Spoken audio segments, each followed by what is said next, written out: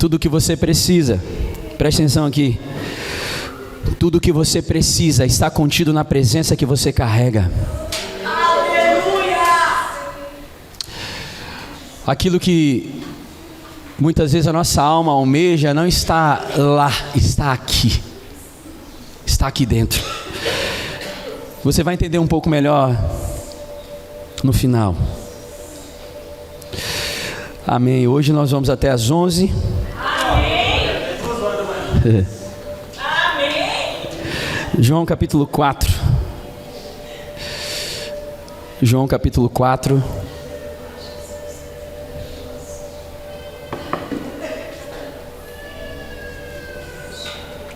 Diz assim a palavra de Deus, versículo 1. Jesus sabia que os fariseus tinham ouvido dizer que ele batizava e fazia mais discípulos que João, embora Jesus mesmo não os batizasse, e sim seus discípulos. Assim deixou a Judéia e voltou para a Galiléia.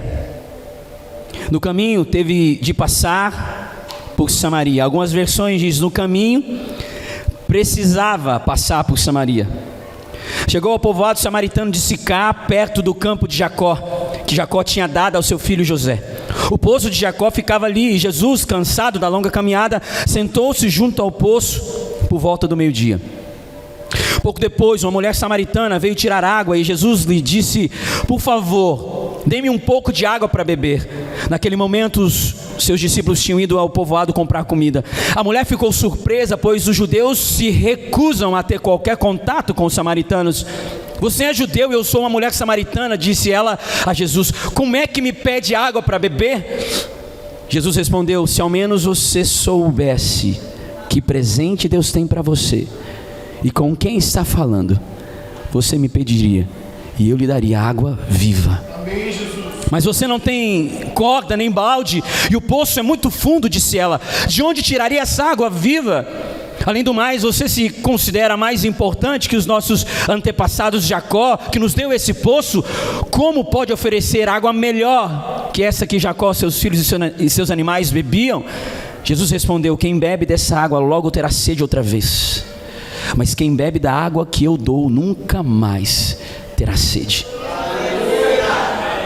Ela se torna como uma fonte que brota dentro dele e lhe dá a vida eterna. Por favor, Senhor, dê-me dessa água, disse a mulher. Assim eu nunca mais terei sede, nem precisarei vir aqui para tirar a água. Vá buscar seu marido, disse Jesus. Não tenho marido, respondeu a mulher. Jesus disse: é verdade. Você não tem marido, pois teve 5 maridos e não é casada com o homem com quem vive agora. Certamente você disse a verdade. O Senhor deve ser profeta, disse a mulher. Então diga-me, por que os judeus insistem que Jerusalém é o lugar de adoração, enquanto nós, os samaritanos, afirmamos que é aqui no Monte Gerizim, onde os nossos antepassados adoraram? Jesus respondeu: creia em mim, mulher. Está chegando a hora em que já não importará se você adora o Pai nesse monte ou em Jerusalém. Vocês samaritanos sabem muito pouco a respeito daquele a quem adoram. Nós adoramos com conhecimento, pois a salvação vem por meio dos judeus. Mas está chegando a hora, e de fato já chegou, em que os verdadeiros adoradores adorarão o Pai em espírito e em verdade. O Pai procura pessoas que o adorem desse modo, pois Deus é espírito, e é necessário que os seus adoradores o adorem em espírito e em verdade. A mulher disse: eu sei que o Messias, aquele que é chamado Cristo, virá. Quando vier, ele nos explicará tudo. Então Jesus disse: sou eu, o que fala com você. Naquele momento, seus discípulos voltaram, ficaram surpresos de encontrá-lo falando com a mulher, mas nenhum deles se atreveu a perguntar: o que o senhor quer? Ou por que conversa com ela? A mulher deixou a sua vasilha de água junto ao poço e correu de volta para o povoado, dizendo a todos: venham ver um homem que me disse tudo o que eu já fiz na vida. Será que não é ele o Cristo? Então as pessoas saíram do povoado para vê-lo. Vamos orar mais uma vez? Muito obrigado pela Tua palavra, Jesus. Ela por si só já falou de maneira poderosa ao nosso coração. Mas eu sei que existe algo mais profundo. Eu sei que o Senhor quer revelar, o Senhor quer conduzir. Nessa noite tão especial que nós temos vivido aqui, algo peculiar da Tua presença. Abra o nosso coração e nos leve para um nível de compreensão, de revelação que nós ainda não temos a respeito do Senhor, porque nós sabemos que estamos sendo aperfeiçoados pelo Espírito Santo. Vire uma chave, nos leve a um nível, um ciclo novo. Marque a nossa vida nessa noite, em nome de Jesus. Amém. Amém.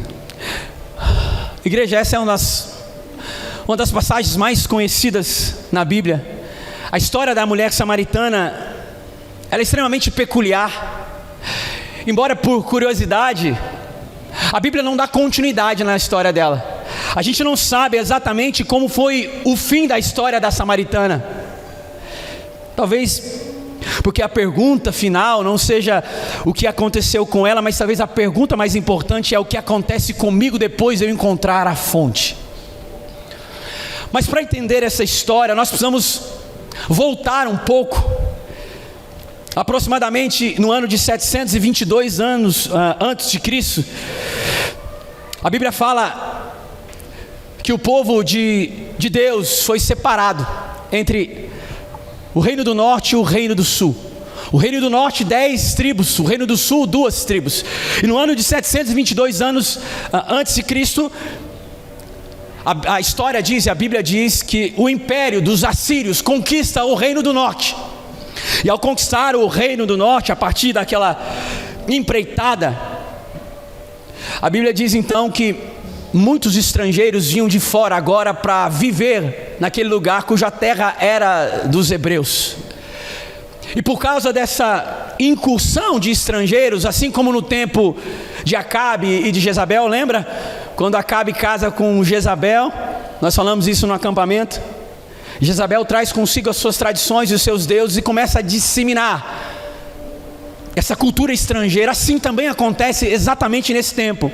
Os assírios vêm também muitos estrangeiros, e a partir de então o povo começa a se vincular com outras culturas, com outras ideias de deuses, com outras práticas, com outras identidades. Só que com o tempo eles começam a casar e dar-se em casamento também com povos estrangeiros. E aí eles quebram um princípio bíblico onde Deus havia pedido para que eles não pudessem casar com nenhum povo que não seja entre eles mesmos. E a partir de então, essa cultura das 10 tribos começa a perder o seu valor, a perder a sua identidade que havia sido construída até aquele exato momento. A cultura é disseminada. Até que, em um outro momento muito importante da história de Israel, que conota o segundo exílio, porque o primeiro exílio foi agora em 722 com os assírios. A Bíblia fala também que o reino do sul agora em 586 a.C. é invadido pelo Império Babilônico. E eles ficam 70 anos na Babilônia. Você conhece essa história. Daniel entende que o tempo se findou, ora a respeito disso. Eles regressam da Babilônia para Jerusalém e começam a reconstruir o templo a partir de uma ordem de Deus para Zorobabel e Ageu. Quem leu esses homens, esses profetas, vai lembrar disso. E aí a Bíblia diz então que o reino do norte agora deixa de ser um povo, vamos chamar a expressão, puro. E quando eles voltam do cativeiro da Babilônia, o reino do sul começa a reconstruir o templo, os muros que haviam sido derrubados, a cidade que havia sido destruída. E aí a história conta que os samaritanos, que agora recebem um novo nome, pedem para que eles possam ajudar os judeus a reconstruir o templo. E a história, a Bíblia em Ageu diz que os judeus não permitiram. Vocês não vão ajudar a reconstrução, porque vocês deixaram de ser uma raça pura. Vocês pecaram e a sua cultura, a sua tradição, os seus valores são totalmente diferentes daquilo que Deus chamou para que nós pudéssemos ser. E aí a Bíblia diz que há uma ruptura ainda maior entre o povo de Samaria e os legítimos judeus. A partir de então, o reino do norte tem que estabelecer para si uma nova forma. Então, já que nós não podemos reconstruir junto com os judeus, que está diante do templo que Deus deu para eles, nós precisamos criar uma nova forma de exercer a nossa fé. E diz a história, a Bíblia, que eles constroem um templo no Monte Gerizim, onde Jacó havia construído aquele poço, aberto aquele poço. E aí há uma guerra acirrada entre judeus e entre samaritanos, porque um acreditava que o outro deixou de ser a raça pura. Então havia divergências cruéis, a ponto de que grande parte dos judeus não pisavam na terra dos samaritanos. Tamanha era a diferença, era a rixa, era o revanchismo que havia entre eles por causa dessa cisão, por causa dessa incursão dos assírios no ano de 722 antes de Cristo. Aí nós chegamos no texto que nós acabamos de ler. Algumas tradições vai dizer que Jesus precisava passar pela Samaria.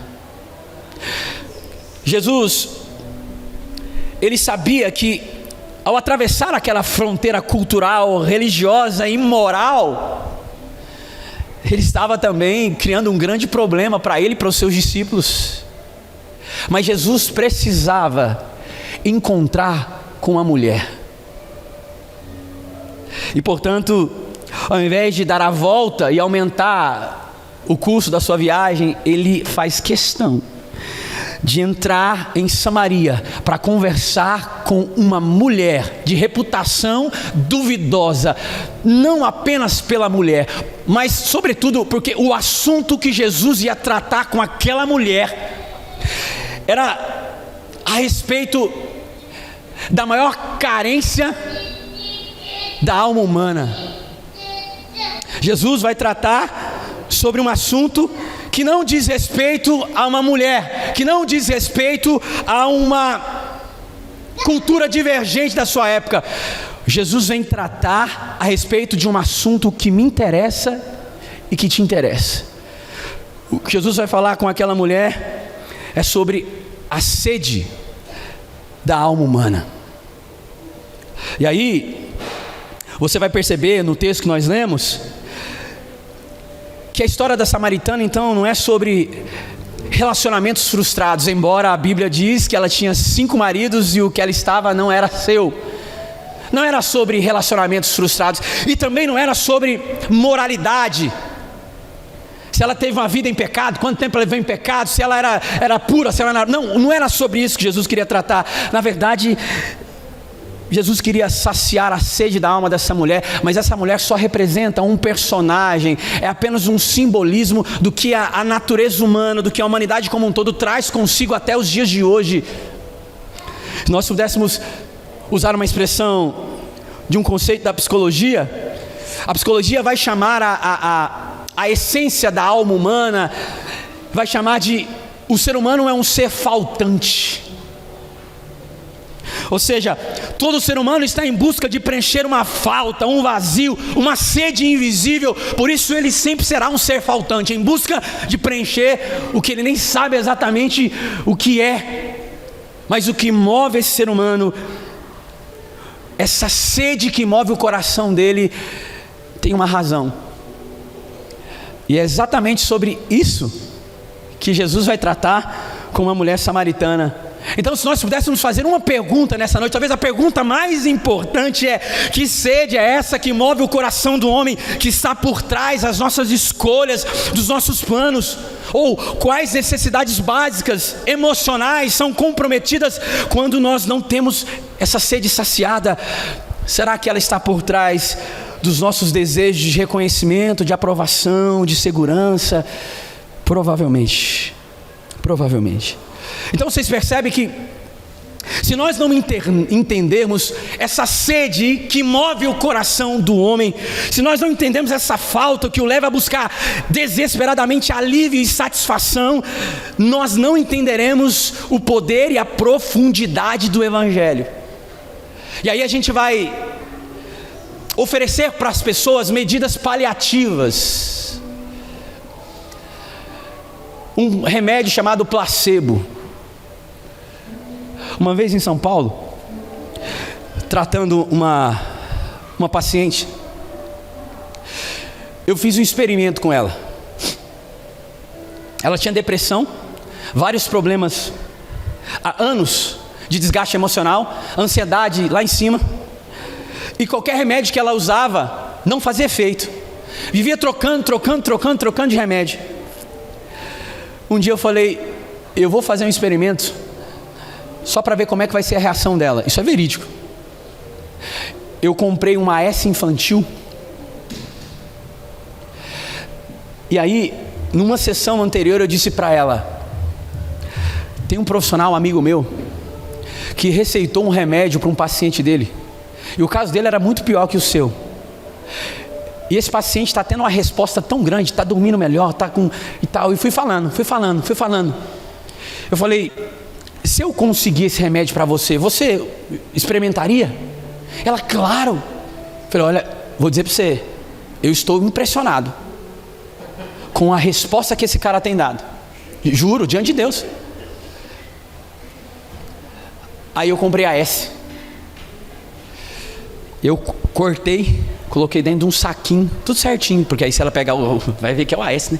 Eu cortei dentro do saquinho e aí estabeleci, você vai tomar tal hora, e fiz até um mapeamento, tudo certinho para ela. Segunda-feira, terça-feira, quarta-feira. No primeiro dia a mulher dormiu como um anjo. Juro. Dormiu como um anjo. Passou-se um mês. Eu estou tendo uma disposição absurda. Juro, cara. Juro. Você percebe o quanto a nossa mente ela é manipulável? A psicologia vai trazer vários aspectos a respeito de um conceito chamado neuroplasticidade, o quanto a gente tem a capacidade de nos esticar, mudar padrões. É óbvio que a medicação não ficou para sempre, né? Mas o teste valeu muito a pena. Ela não sabe até hoje. Está sendo gravado?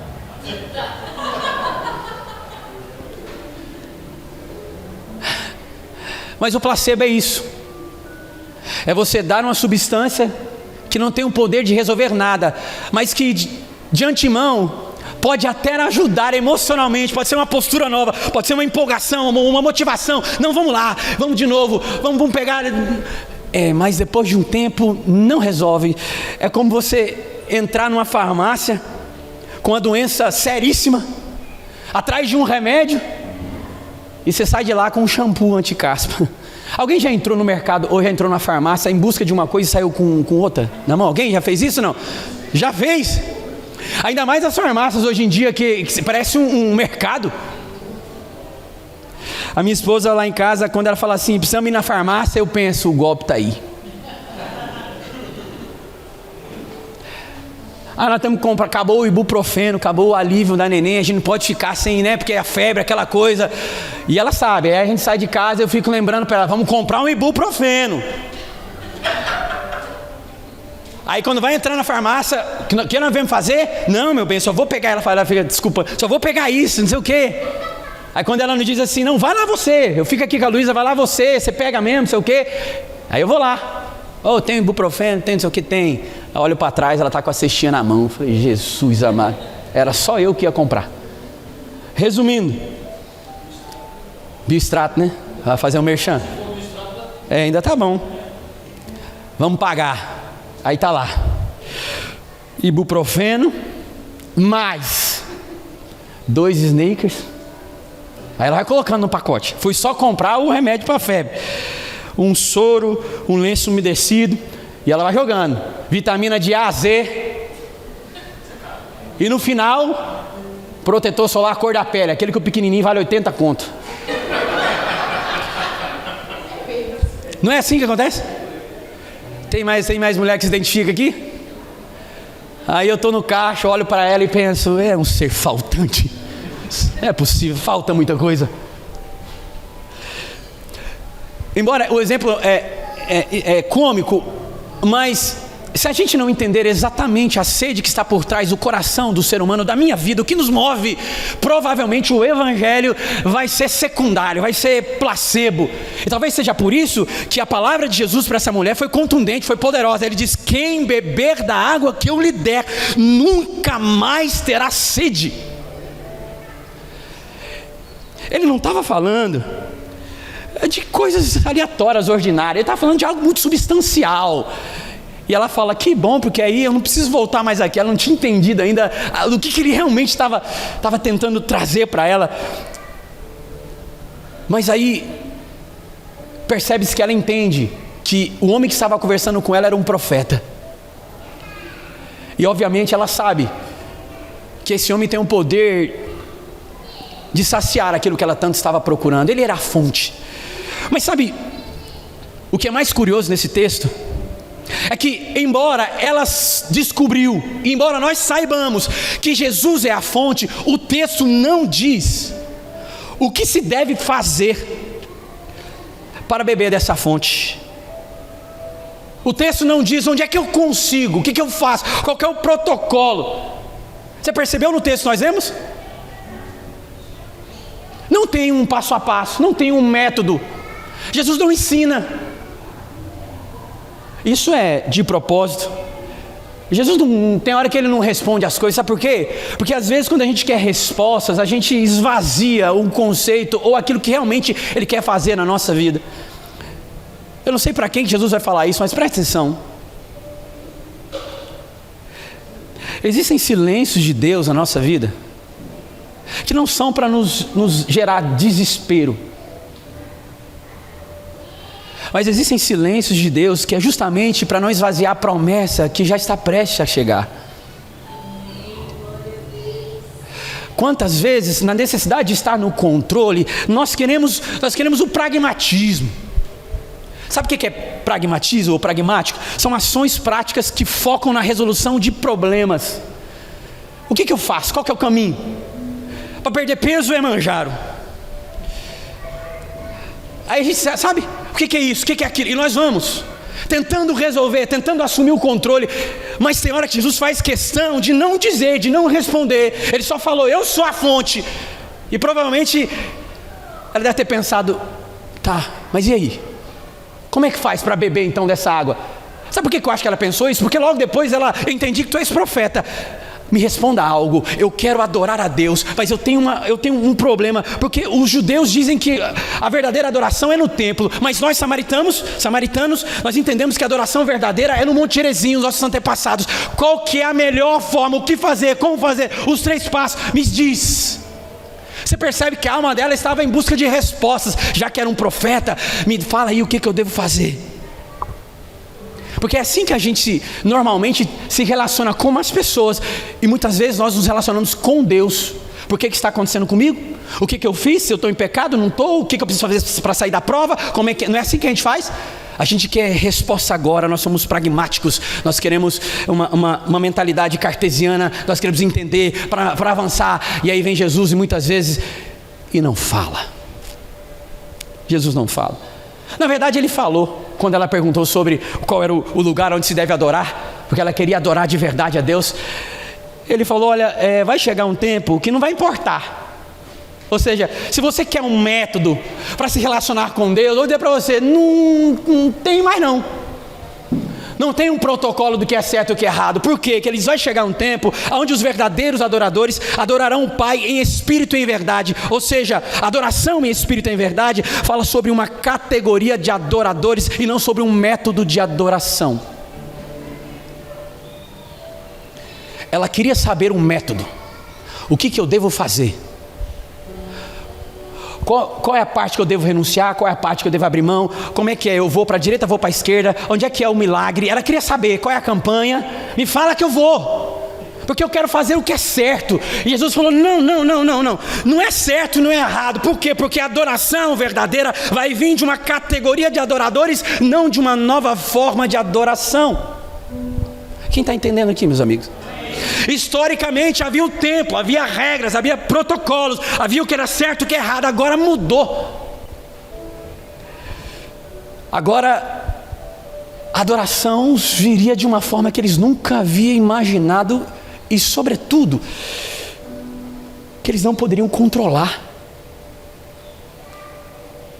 Sabe como é que a gente estava aqui agorinha? Sem controle. Deus se manifesta. Deus, porque se eu pegar o controle, o que pode acontecer? Eu vou esvaziar. Eu vou diminuir o que Deus pode fazer. Se eu tentar entender, se eu achar que é só passar 2 passos para a direita e 1 para a esquerda. Lembra do Mortal Kombat, fazia os truquezinhos? Do Fatality? Meu Deus, ficava a vida toda tentando e não conseguia. Até que um jogo aí você só apertava um botão e ele dava o... Às vezes a gente quer saber exatamente as coisas. Mas o Novo Testamento trabalha numa perspectiva incrível. Faz questão de tirar o controle da mão do ser humano para entrar num lugar de confiança que ele nunca havia vivido. Eu estou falando da mulher samaritana aí, vocês vão entender. Abra para mim, Lucas, por favor, em Ezequiel 36, 25 e 27. Você vai entender por que Jesus não quis dar o método para ela. Porque havia algumas profecias a respeito do tempo de Jesus, e uma delas é Ezequiel 36, 27. Porém dentro de vocês o meu Espírito, para que sigam meus decretos e tenham cuidado de obedecer os meus estatutos. Vocês habitarão em Israel, a terra que dei aos seus antepassados. Vocês serão o meu povo e eu serei o seu Deus. Continua. Eu os livrarei da sua ou de sua impureza, aumentarei a produção de cereais e não enviarei mais fome à terra. Mais um. Darei colheitas fartas de suas árvores frutíferas e seus campos, e nunca mais as nações vizinhas zombarão de sua terra por causa da fome. Eu porei dentro de vocês o meu Espírito, e o meu Espírito vai ensinar vocês a melhor forma de como se adora, de como se relaciona. Não vai ser protocolos, vai ser fluido, vai ser natural, porque é uma nova categoria de seres humanos, aqueles que não nasceram da carne, mas aqueles que nasceram do Espírito, adorarão a Deus em Espírito e em verdade. João 7, 37 ao 39. No último dia, o mais importante da festa, Jesus se levantou e disse em alta voz: quem tem sede, venha a mim e beba, pois as Escrituras declaram: rios de água viva brotarão do interior de quem crer em. Aleluia. Quem está entendendo aqui? Presta atenção. Aleluia. Vocês percebem o que Jesus está prometendo no Novo Testamento? É exatamente, ele está dizendo, o Espírito, presta atenção, o Espírito prometido do Antigo Testamento, a água viva, o rio que flui de dentro, o Espírito a partir de agora, em conexão com o nosso Espírito, governaria as nossas paixões e os nossos desejos. Não é mais uma lei externa, não é mais um cumprimento, é um ser dentro de mim, representa Deus dentro de mim, e Ele, na união com o meu Espírito, vai me dar a possibilidade de, a partir de agora, não mais ser escravo de uma aliança antiga, mas Ele vai governar não só a minha adoração, não só a minha relação, mas sobretudo governar os meus impulsos, os meus pecados, os meus prazeres. O Espírito é um elemento que habita dentro de nós, que constitui o mistério de Deus. Então eu vou tentar esclarecer agora. Muitas vezes nós nos apegamos a Deus na intenção de saber o que é certo e o que é errado. O que a Bíblia diz sobre como fazer é uma coisa só: é de dentro para fora. Talvez você esteja aqui, assim como eu, enfrentando alguns dilemas, algumas coisas, diante de Deus colocando as suas súplicas, eu sei. E você pode estar tentando encontrar um caminho, uma saída, qual a melhor forma, o que eu devo fazer para alcançar. Mas hoje o Espírito Santo está dizendo, é de dentro para fora. O como é de dentro para fora. Lembra o diálogo de Jesus com Nicodemos? Você consegue publicar João 3 para mim? 3, do 5 ao 9. Jesus respondeu: eu lhes digo a verdade, ninguém pode entrar no reino de Deus sem nascer da água e do Espírito. Os seres humanos podem gerar apenas vida humana, mas o Espírito dá luz à vida espiritual. Quem dá luz à vida espiritual? Continua, por favor. Portanto, não se surpreenda quando eu digo que é necessário nascer de novo. Continua. O vento é a mesma palavra usada para o Espírito. O vento sopra para onde quer. Assim como você ouve o vento, mas não é capaz de dizer de onde ele vem, nem para onde vai, também é incapaz de explicar como as pessoas nascem do Espírito. Porque o como é de dentro para fora. Qual é o jeito certo de orar? Qual é o jeito certo de jejuar? Qual é o jeito certo de obedecer? De dentro para fora.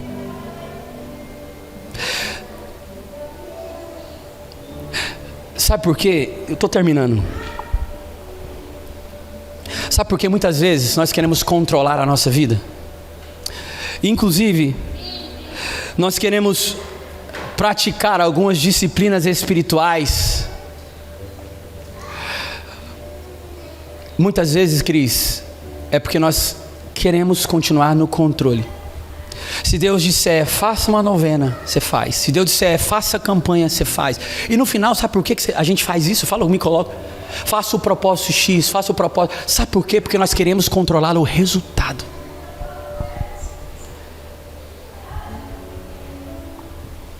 Nós queremos controlar o resultado.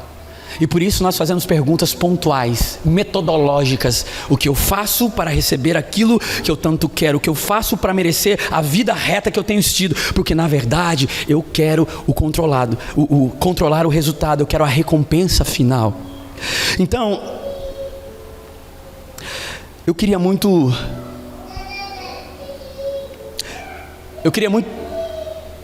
te dizer o que você precisaria fazer para alcançar aquilo que você tanto deseja. De verdade, eu como pastor, como amigo de vocês, eu queria de verdade, olha, você precisa de uma porta aberta? Então faça um propósito, tira o pão, tira o doce, tira o chocolate, faça um jejum de 21 dias, porque Deus vai realizar o que você deseja. Eu queria muito poder garantir isso para vocês, mas isso não garante nada. Inclusive, esse é um tipo de teologia muito incompatível com a ideia do Novo Testamento. Porque os nossos sacrifícios não movem a mão de Deus. Eu vou repetir. Os nossos sacrifícios não movem a mão de Deus. Sabe o que seria melhor se nós fizéssemos? Deus, eu preciso de uma porta aberta. Eu sei que o Senhor não perde o controle e que seus planos são maiores que os meus.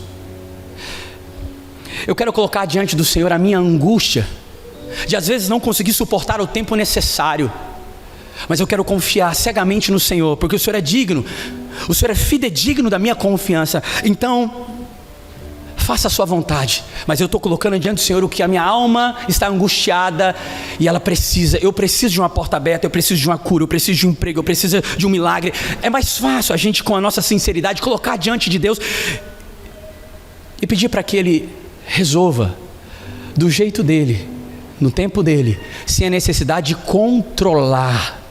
É mais fácil do que usar alguns propósitos e requisitos para tentar me sacrificar, para que Deus compadeça de mim, um sacrificante, para que Ele mova o jeito que Ele quer. É mais fácil a gente ser direto com Deus, porque a Bíblia diz que nós já fomos abençoados com todas as bênçãos espirituais nas regiões celestiais. Aí a gente abre mão do controle. E sabe qual que é a melhor parte dessa virtude de confiar?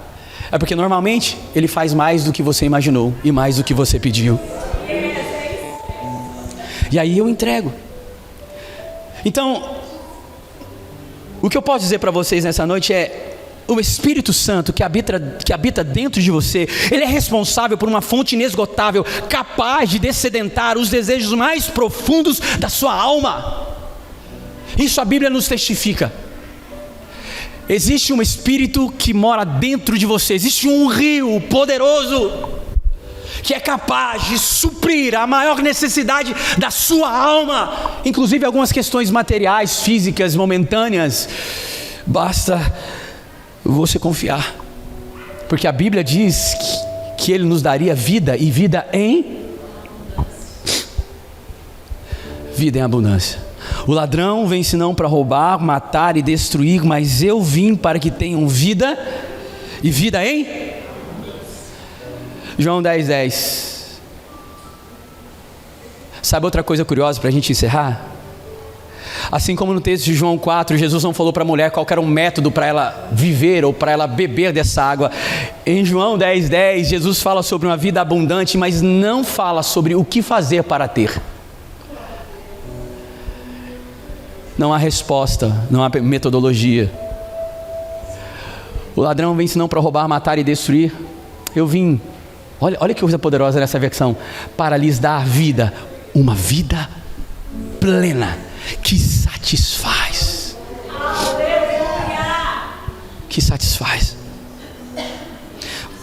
Vamos tentar encontrar se tem algum vestígio do que eu devo fazer para alcançar essa vida. Vê se tem um método aqui. Continua, por favor. Eu sou o bom pastor sacrifica a sua vida pelas ovelhas. Continua. O empregado foge quando vê um lobo se aproximar, abandona as ovelhas porque elas não lhes pertencem e ele não é o seu pastor, então o lobo as ataca e dispersa o rebanho. Continua. O empregado foge porque trabalha apenas por dinheiro e não se importa de fato com as ovelhas. Mas eu sou o bom pastor, conheço as minhas ovelhas e elas me conhecem, assim como meu Pai me conhece e eu os conheço. Eu sacrifico minha vida pelas ovelhas. Só mais um para ver se a gente acha algum método aqui de como viver a vida abundante. Tem outras ovelhas que não estão nesse curral, devo trazê-las também, elas ouvirão minha voz e haverá um só rebanho e um só pastor. Não tem método, não tem passo a passo. Os 3 caminhos para a vitória, os 5 passos para um casamento feliz, as 7 virtudes de um homem. Não tem. A pergunta que eu faço para vocês, em primeiro lugar nós temos que entender quem é esse ladrão, amém? Uma das grandes equívocos que as pessoas têm até hoje quando lê o texto: o ladrão vem senão para roubar, matar e destruir. O ladrão é Satanás. Não, o ladrão não é Satanás esse texto. O ladrão são os líderes religiosos que pautam a vida a partir de regras para se relacionar com Deus. Esses ladrões, eles não são o pastor verdadeiro, porque o pastor verdadeiro daria a vida pelas ovelhas, como ele fez. O ladrão só fala: faça isso, faça aquilo, mas a verdade há interesse. E a nova aliança, o novo caminho, é de uma outra perspectiva. É alguém que morre em meu lugar para dar a vida que eu não merecia. Não é sobre cumprir algumas regras e alguns protocolos para achar que eu sou merecedor de uma vida melhor. Não, ele me deu sem eu merecer. E ele fala: esse é o ladrão. E aí você pode perguntar: mas cadê a vida em abundância? A vida em abundância está no versículo 14. Você consegue voltar para a gente, Lucas? Não, de João 10. De João 10. Deixa eu ver se é o 14. Pronto. Eu sou o bom pastor, conheço as minhas ovelhas e elas conhecem. Sabe o que é essa vida em abundância? Essa vida em satisfação plena e completa? É a consciência de saber que a partir de agora eu faço parte da família de Deus. Amém, Jesus. As demais coisas, já diz o texto, mas aqui eu faço parte da família de Deus. Ou seja, a minha alma é satisfeita quando na comunhão com Deus eu tenho a consciência que sou filho e que Deus é glorificado através da família que Ele gerou para si. Romanos 8,14 agora, por favor. Porque todos que são guiados pelo Espírito de Deus são filhos de Deus. Pois vocês não receberam um espírito que os torne de novo escravos medrosos, mas sim um Espírito de Deus que o adotou como seus filhos. Agora nós o chamamos de Abba Pai. Aleluia, Jesus amado, glória a Deus. Meu Deus, tem muita coisa aqui, mas eu vou ter que parar. Glória a Jesus. Vocês perceberam que o que Paulo está dizendo, que é a relação que nós temos com Deus, a filiação de fazer parte da família de Deus, que é a vida abundante que Jesus oferece, não é mais mediada por um protocolo, por um ritual, por um templo ou por sacerdotes. Ele é mediada pelo Espírito que está dentro de nós e testifica ao nosso espírito que a vida a partir de agora é uma vida abundante, é uma vida plena, é uma vida satisfeita nele.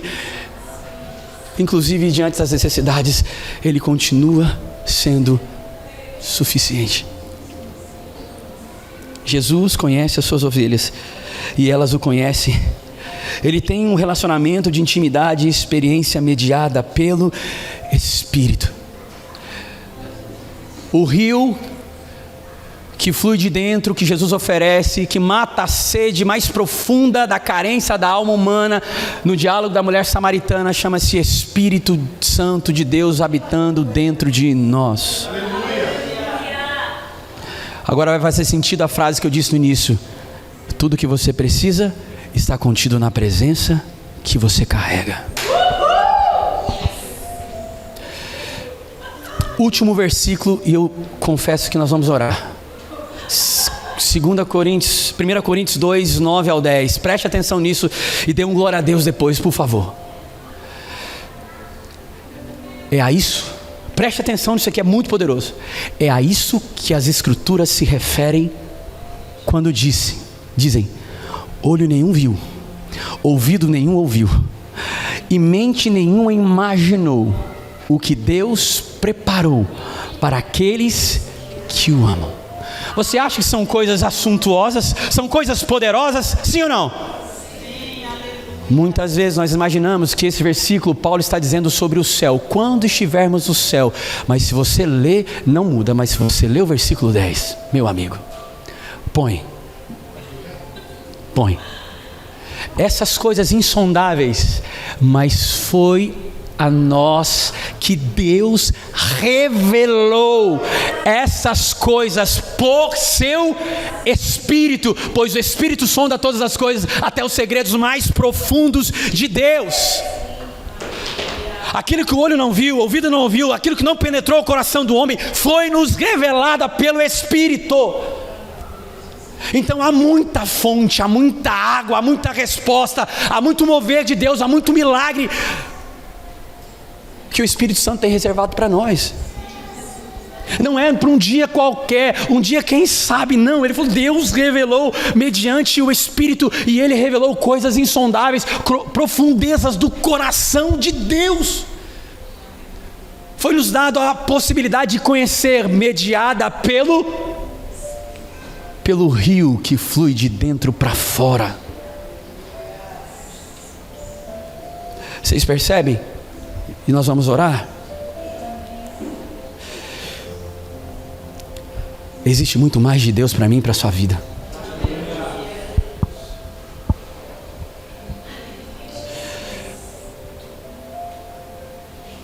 Deus quer surpreender pessoas aqui nessa noite. Deus quer aumentar o limite da experiência de pessoas aqui nessa noite.